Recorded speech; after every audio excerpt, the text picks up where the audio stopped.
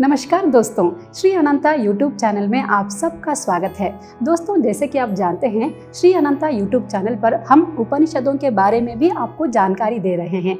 इससे पहले हमने कठोपनिषद और केन उपनिषद के बारे में भी आपको जानकारी दी थी। तो आज हम ईशावास्य उपनिषद के बारे में आपको बता रहे हैं। इस बारे में जानकारी देने के लिए हमारे साथ जुड़े हुए हैं स्वामी जी। स्वामी जी, कार्यक्रम में आपका स्वागत है। नमस्कार बेटी। स्वामी जी, इससे पहले के वीडियो में आपने हमें कठोपनिषद के बारे में हमें ज्ञान दिया था और केन उपनिषद के रोचक कहानी भी हमें बताई थी। तो आज हम ईशावास्य उपनिषद के बारे में बात करेंगे। इसमें क्या कुछ उल्लेख किया गया है और इसमें क्या कुछ रोचक कथाएं हमें बताइए। जरूर। नमस्कार प्रेमियों, इस दिन में आज आपके साथ तीसरा उपनिषद यानी कि ईशावास्य उपनिषद ये क्या हमें सिखाता है और इसके महर्षि थे याज्ञवल्क्य, जिन्होंने हमें इस उपनिषद द्वारा बहुत सारे ज्ञान प्रदान किए हैं। ये शुक्ल यजुर्वेद का एक अंश है और इस अंश में 18 श्लोक हैं। कैसे एक व्यक्ति अपने आप को पहचानना है, एक जीवा और एक परमात्मा, इन दोनों के संबंध के बारे में ये कहा गया है। और परमात्मा के केवल नहीं, यूनिवर्सल कॉन्शियसनेस जब हम कहते हैं परमपिता का, वो सर्वव्यापी है और प्रकृति है। प्रकृति में जितनी भी सृजित हुई है उस परमात्मा से, उन सबके साथ हमारा संबंध क्या है, इसके बारे में ये ईशा उपनिषद बताया है। और दूसरी बात है, ये ईशा उपनिषद ये भी आपको समझाती है कि हम कारण करता नहीं है, कोई भी इसका कारण करता है वो परमपिता परमेश्वर है, हम नहीं है। तो इसका दो प्रमुख जो श्लोक हैं, वो पहला श्लोक है जहाँ पे ईश्वर सब जगह पे व्याप्त हुए हैं और उन्हीं के द्वारा सब कुछ चलाया जाता है। तो ये चीज़ वो पहले श्लोक में बताया गया है। इसका मतलब क्या है, जब वो परमपिता सब जगह व्याप्त हैं, इसका मतलब इसको कैसे हम समझें। देखिए, आपके अंदर भी प्राण है जिस प्राण को आप देख नहीं पाते हो, और दूसरी तरफ आपके जितने भी रिलेटिव्स हैं या फ्रेंड्स हैं, दोस्त हैं, इन सब के अंदर भी वही प्राण बसा हुआ है। हम उनको अलग पहचानते हैं, अब अपने आप को अलग पहचानते हैं। परमात्मा ने इस सृष्टि में जो भी सृजित किया है उसको हमसे अलग देखते हैं और अपने आप को एक अलग स्तर पर रखते हैं।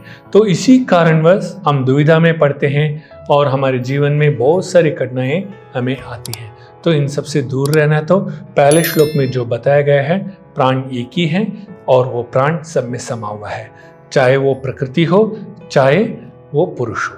तो इन सब में समा हुआ एक प्राण, उसको एक ही रूप में देखे, अनेक रूप में ना देखे। तो वो पहला श्लोक बताया है। और दूसरा श्लोक क्या कहता है, इस दुनिया में, ये दूसरा का मतलब चौथा श्लोक जो है वो ये कहता है, देखो, एक इंसान जितना अपना चतुराई दिखाता है, मन से हो या अपने कर्मों से हो, मैं बहुत तेज हूँ ऐसे सोचता है, उससे भी तेज, उसके मन से भी तेज कुछ है तो परमात्मा है।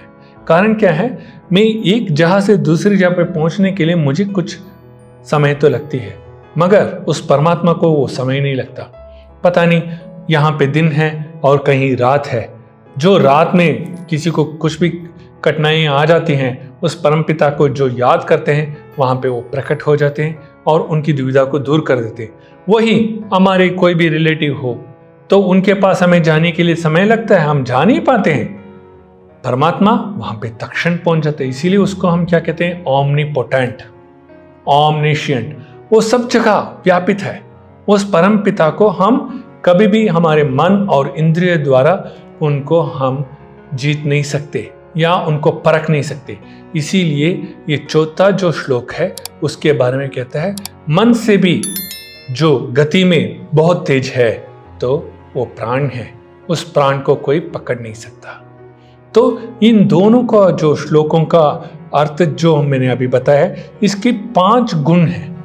उस 5 गुण को हमने अमल करना है। वो क्या 5 गुण हो सकते हैं, वो आपको मैं अभी बताता हूँ। इस उपनिषद का सारांश क्या बोलता है, तो हमेशा अपने आप के अंदर भगवान को देखिए और उस परम पिता के साथ हमेशा जुड़े रहिए। वो चाहे तन मन धन सबसे आप जुड़े रहना चाहिए, तभी जाके उस परमात्मा की अनुभूति हमें प्राप्त होती है।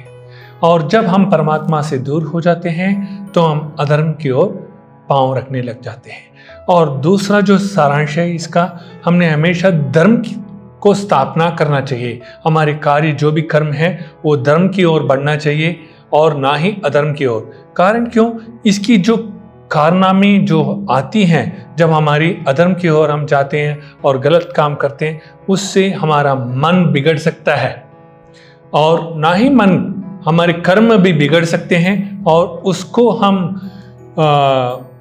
अनुभूति जब लेते हैं उससे हम परे आने में दुविधा में पड़ जाते हैं। इसके वजह से तीसरा भी एक कारण बताया गया सारांश के अंदर, जो आपको एक लौकिक जीवन और एक आध्यात्मिक जीवन को एक ही रूप में देखना है और एक ही स्तर पे उसको निभाना है, वो तो बहुत मुश्किल है। कारण क्यों? एक लौकिक जो जीवन है जिसमें हम सब कुछ पाना चाहते हैं, दूसरे के पास जो है वो भी हम पाना चाहते हैं, अपना खुद का जो कमाई है वो भी हमारे साथ रहना चाहता है। तो इस तरह से जो मन दुविधा जब होती है तब आध्यात्मिक क्षेत्र में कहाँ से हमारे पाँव जाएंगे, कहाँ से हमारे दिमाग जाएगा। इस वजह से हमें हमेशा दुविधा ये आती है कि हम आध्यात्मिक को और लौकिक को एक समान देख नहीं पाते हैं। इन दोनों को एक समान देखना है तो इस ईशावास्य उपनिषद में क्या कहा गया है, एक गतिविधि जो मन से भी परे है और दूर दौड़ता है वो परमपिता एक है। और पहले श्लोक में क्या कहा गया है? परमपिता सब में व्याप्त है, उसकी सृष्टि के सब खंड खंड में वो व्याप्त है। तो जब वही कारण करता है तो हम क्यों उस कारण कर्ता को ही एक कारण के रूप में ले लें? वो वही सब कुछ हमसे करवा रहा है जिसके वजह से हम ये कार्य कर रहे हैं, और इसकी जो फल श्रुति जो होती है, फल अनुभव जो करना होता है वो भी उसी को ही जाए। तो इस ज्ञान को हम जब तक हम पहचान नहीं पाते हैं हम उस परमात्मा को भक्ति नहीं कर पाएंगे। और आखिरी में शरणागति, जिस तरह से मैंने पिछली बार आपको बोला था कि भक्ति, नवविध भक्ति में शरणागति, आत्मनिवेदनम जो कहते हैं, वो सभी से नहीं हो पाता है। कारण क्यों? हमेशा हम प्रश्न उठाते रहते हैं, हमारे संशय मन इतना चंचल मन इतना प्रश्न उठाती है कि हमें उसके लिए एक जब तक सही जवाब नहीं मिलता हम उसको हमेशा यही मन में सोचते हैं कि जो भी जवाब हमारे गुरु लोगों ने दिया है वो सही है या गलत है। ये नहीं होना चाहिए। ये जब वाद विवाद और हम जब अपने आप को बहुत ही समझदार समझते हैं, जिसके वजह से जो हमें अनुभव नहीं है उस विषय के बारे में हम ऐसे सोचें हमें ज़्यादा समझ है और उसको परखने लगे, तो उससे हमें ज्ञान प्राप्त नहीं होगा। जब शरणागति की रास्ते में हम चलते हैं और परम पिता से या हमारे गुरु जो भी हैं या माता पिता हैं उनसे जब हम ज्ञान प्राप्त करते हैं, उनकी ज्ञान और उनकी अनुभव से हम उस परम पिता को अपने अंदर पा सकते हैं। तो इस प्रकार से 5 जो हमें सारांश ईशावास्य उपनिषद ने दिया है उसको हमें जीवन में अमल करना है। कभी भी कोई भी भक्तजन हो या साधारण जन हो, उनको दूसरों की प्रॉपर्टी के ऊपर उसमें कभी भी इच्छा नहीं रखना चाहिए। और मैंने बहुत कमाना है या मैंने बहुत कुछ प्राप्त करना है, ऐसे विचारों को कम कीजिए। जितना ज़रूरत है जीवन में उतना अमल कीजिए, उतना कमाइए। और छल कपट से कहीं पे भी कमाने की कोशिश मत कीजिए और ना ही किसी को नीचे दिखाने के लिए कोशिश मत कीजिए। जब तक आप ऐसे जो अधर्म कार्यों में जुड़े रहेंगे, आपको परमपिता आपको प्राप्त नहीं होगा और सब मानव में या प्राणी में या उस सृष्टि में आप उस परमपिता को पा नहीं सकते। इसीलिए हमेशा परमपिता को प्राप्त करने के लिए उनके शरणागति में रहिए, उनसे जुड़े रहिए और अपने आप को उसी स्तर पर रखिए, उस परमपिता के स्तर पर। वही ईशावास्य उपनिषद आपको उपदेश दे रहा है। तो इस उपदेश से आप सबको ये पता चला होगा वो परमपिता सब में व्याप्त है, आप में भी व्याप्त है। संतुष्ट रहिए, खुश रहिए। नमस्कार। तो दोस्तों, देखा आपने ईशावास्य उपनिषद में क्या कुछ उल्लेख किया गया है। तो इसी तरह के और भी इन्फॉर्मेटिव वीडियोस के लिए आप बने रहिए श्री अनंता यूट्यूब चैनल पर। धन्यवाद।